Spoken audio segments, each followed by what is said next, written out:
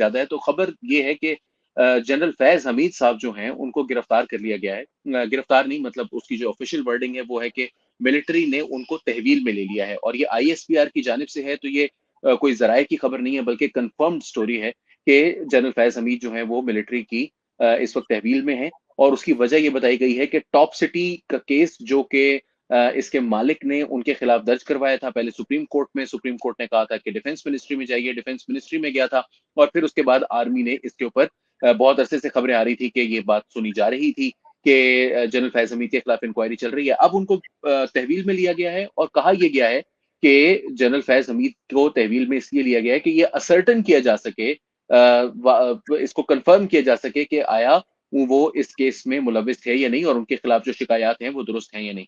तो रजा साहब, सबसे पहले आपके पास जाते हैं, और आपसे जो मेरा क्वेश्चन है वो ये है कि क्या आईएसपीआर बिल्कुल ठीक बता रहा है कि क्या ये टॉप सिटी का ही केस है जिसकी वजह से उनको गिरफ्तार किया गया है, या इसकी कुछ और वजूहात आपके ख्याल में हो सकती है? जी शुक्रिया अली। और पहले तो आपने आईएसपीआर की प्रेस रिलीज का जिक्र किया। देखिए उसके दो हिस्से हैं। पहला हिस्सा है टॉप सिटी की बाबत, जिसका आपने ऑलरेडी तस्करा कर दिया। उसका दूसरा पैराग्राफ इंतहाई मानी खेज है। उसमें यह कहा गया है कि वो रिटायरमेंट के बाद भी कुछ ऐसी सरगर्मियों में मुलव्विस थे जो कि आर्मी एक्ट के तहत कार्रवाई का सबब बन रही हैं। अभी मुमकिन ना हो, लेकिन हम उसके बारे में यकीनन जो है एनालाइज कर सकते हैं कि वो क्या सरगर्मियां हो सकती है। देखिए आर्मी अफसरान जो होते हैं उन पे 2 साल की पाबंदी होती है कि 2 साल रिटायरमेंट के बाद उन्होंने किसी किस्म की सियासी सरगर्मियों में हिस्सा नहीं लेना, ना मुलविस होना है। अब जनरल फैज हमीद साहब जो हैं उनके हवाले से, जब वो सर्विस में थे, पहले डीजीसी थे, फिर डीजीआईएसआई बने, सबके सामने सब बातें पब्लिक में, उनको दोहराने की कोई जरूरत ही नहीं है। चाहे वो प्रोजेक्ट इमरान खान को लॉन्च करना हो, इक्तदार में लाना हो, फैजाबाद धरना हो, जिसपे सुप्रीम कोर्ट उनकी सरजनिश कर चुकी है और उनके खिलाफ उस वक्त कार्रवाई का हुक्म दे चुकी है। यही मौजूदा चीफ जस्टिस जो हैं, उन्हीं की ये जजमेंट थी और इसी की सजा उन्होंने भुगती। कोई तो करीबन 2 साल जस्टिस काजी फायज ईसा को तकरीबन नौकरी से निकालने की भरपूर कोशिश की गई, जो नाकाम हो गई। उसके बाद आपको याद है खुद इमरान खान साहब ने 3 इंटरव्यूज में एतराफ किया कि जब उनको बजट पास करवाना होता था, जब उनको कोई बिल पास कराना होता था, सेनेट का इलेक्शन होता था, तो उसमें जनरल फैज हमीद बहैसियत डीजीआईएसआई जो है वो हुकूमत की मावनत करते थे। अब ये इसमें बात दुरुस्त है कि आईएसआई जो है वो वजीर आजम के मातहत होती है। वजीर आजम जो भी ऑर्डर करेंगे, और उनका दूसरा बॉस आर्मी का चीफ होता है। उस वक्त एक ही पेज पे थे दोनों बॉसेस, तो मामले आगे चल रहे थे। लेकिन क्या आईएसआई का ये रोल है कि वो सेनेट के बंदे घेर के लाए, एमएनएस को घेर के लाए, बजट पास कराए? ये काम अगर किसी ने करना भी है तो शायद आईबी, अव्वल तो इनका काम ही नहीं होना चाहिए ना खुफिया अदारों का, आईबी का, एमआई का, ऐसे का, लेकिन था और है। तो जनरल फैज हमीद जो है उनके बारे में तरह तरह की स्पेकुलेशन और इतलात आ रही थी कि वो रिटायरमेंट के बाद भी तहरीके इंसाफ जो है और खुसूसन इमरान खान साहब की जो सियासी सरगर्मियां हैं या उनकी स्ट्रेटेजी जो है, उसके वो गैर एलानिया या इनफॉर्मल मुशीर थे। अब किस हद तक ये दुरुस्त है ये तो भी इंक्वायरी ही बताएगी। मगर मई 2022 में जब हुकूमत बदली जा चुकी थी, और उस वक्त जो एक मार्च लाया गया था इस्लामाबाद में, जहां पे आपको याद होगा कि सुप्रीम कोर्ट ऑफ पाकिस्तान ने बड़ा लीनियंट व्यू लिया था उसका भी उस वक्त, और उस हवाले से भी कहा जाता है कि इनका कोई ना कोई रोल या फुटप्रिंट था। उसके बाद जो दीगर सियासी सरगर्मियां हुई 2022 में, उसमें भी इनका रोल था। और फिर 9 मई जिसको कि आर्मी अपनी रेड लाइन करार दे चुकी है कई बार। सिविलियंस का व्यू डिवाइडेड है, मिक्स्ड है। पीटीआई वाले कहते हैं कि वो एहतजाज उनका हक था और बाहर के लोगों ने आके आग लगा दी, जबकि हुकूमत और आर्मी ये कहती है कि ये पीटीआई के ही लोग थे जो अंदर दंगा करके कोर कमांडर हाउस को और दीगर इंस्टॉलेशन को डिस्ट्रॉय करते। तो कहा यह जाता है कि 9 मई में भी कहीं ना कहीं कोई डांडा मिलता था, क्योंकि 9 मई को जिस तरह आर्मी देखती है वो मुख्तलिफ है जिस तरह हम देखते हैं। हम तो देखते हैं ना कि पीटीआई वाले गए, इंसाफियंस गए बड़े जोश जज्बे में कि हम निकालो हमारे लीडर को बाहर, उसको बालों से क्यों पकड़ा है। लेकिन आर्मी ये देखती है कि वो एक बगावत की कोशिश थी। जनरल आसिम मुनीर जो कि आर्मी चीफ बन चुके थे, और उनका और जनरल फैज का आपस में जो मुखासमत है वो कोई ढकी छुपी नहीं थी। क्योंकि जब जनरल आसिम मुनीर ने को अपॉइंट किया गया नवंबर 2022 में, तो उससे गालिबन अगले ही रोज उन्होंने इस्तीफा दे दिया। और उनसे ये बयान मंसूब हुआ कि वो जनरल आसिम मुनीर को बहैसियत आर्मी चीफ सल्यूट नहीं करेंगे। अब ये बड़ी अजीबोगरीब और अनप्रेसिडेंटेड बातें हैं। और हम आगे बढ़ते हैं तो मैं आपको मजीद अब ये तो देखिए, तो फिर 9 मई हो गया। 9 मई के बाद फिर आपको याद है कि अभी हालिया दिनों में आप से मैं डिस्कस भी कर रहा था अभी इस शो से पहले, हामिद मीर साहब ने कॉलम लिखा। उन्होंने कहा बाकायदा तौर पे पाकिस्तान तहरीक इंसाफ ही चला रही है, को चला रहे हैं फैज साहब।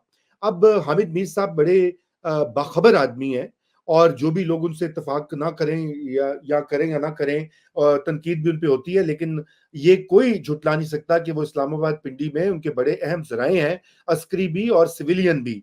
तो उन्होंने ये बात सोच समझ के लिखी और कही।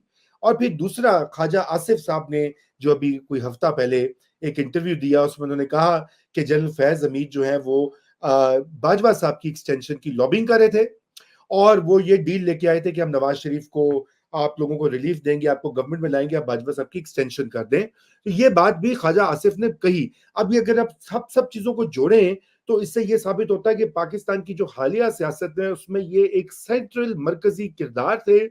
और वो क्यों थे, उस पे बात होनी चाहिए कि क्या एक फौजी अफसर, उसका ये काम है हुकूमतें गिराने बनाने का, एक्सटेंशन मांगने या लेने या ना देने का, धरने कराने का या ना करवाने का। ये देखें ना कोई तो लिमिट ड्रॉ होनी चाहिए। इसलिए आज की आपने जो कहा, पहले आपने तारीख का हवाला किया, देखिए तारीख में कभी ऐसा नहीं हुआ।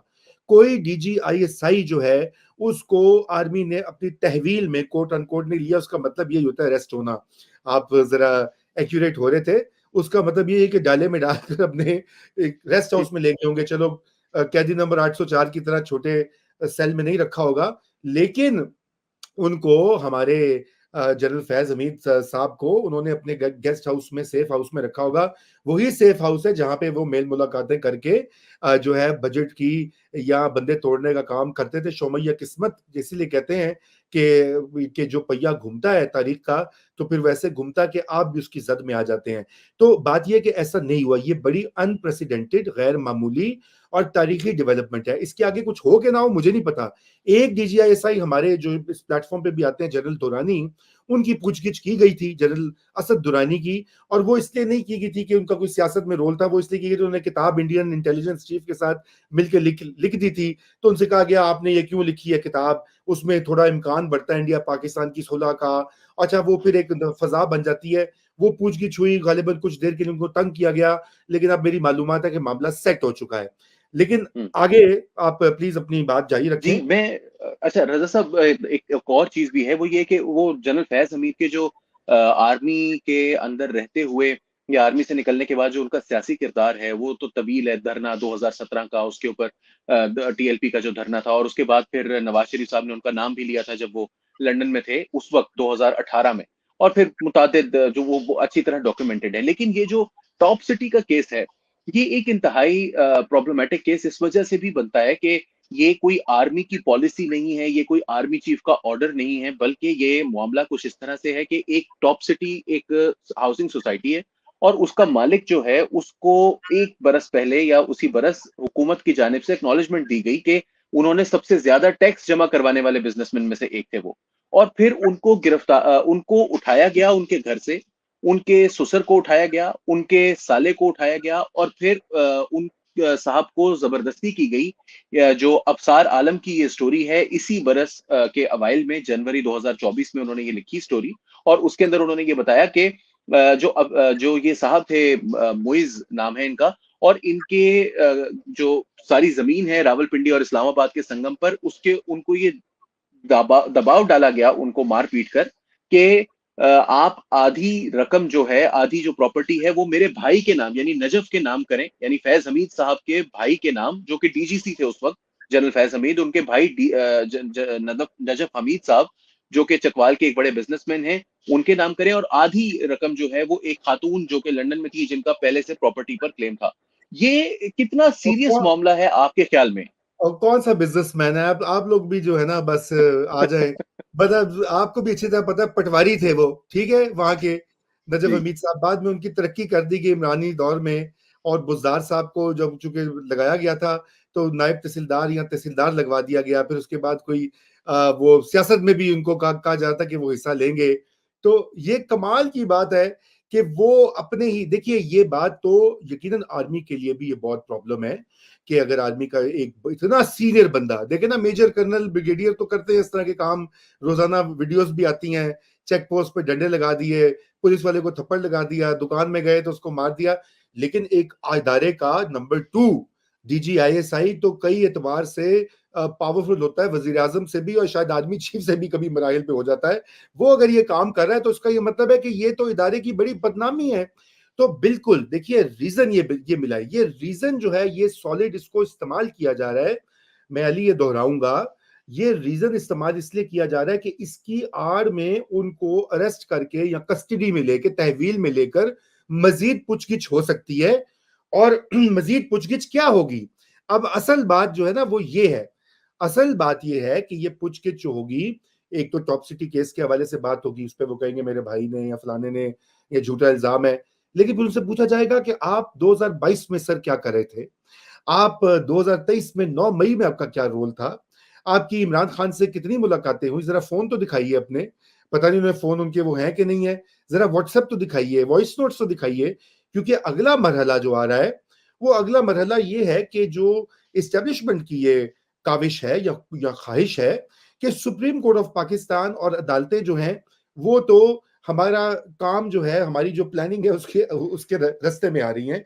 प्लानिंग है इमरान खान को बंद रखना मुस्तकिल कुछ या एटलीस्ट कुछ अरसे के लिए, और दोबारा इक़्तिदार में ना आने देना। मौजूदा जो युंटा है, हुंटा युंटा जंटा, उसके मुख्तलिफ अल्फाज होते हैं, वो तो ये है कि वो उन्होंने इमरान खान को वापस नहीं आने देना, रिलीज नहीं होने देना, इसलिए इनकी जरूरत पड़ सकती है। अब क्या जनरल फैज हमीद, इसीलिए जो प्रो इमरान अकाउंट्स हैं आज वो ये कह रहे हैं कि ये तो इमरान खान साहब के खिलाफ जनरल फैज हमीद को सुल्तानी गवाह बनाने की कोशिश है।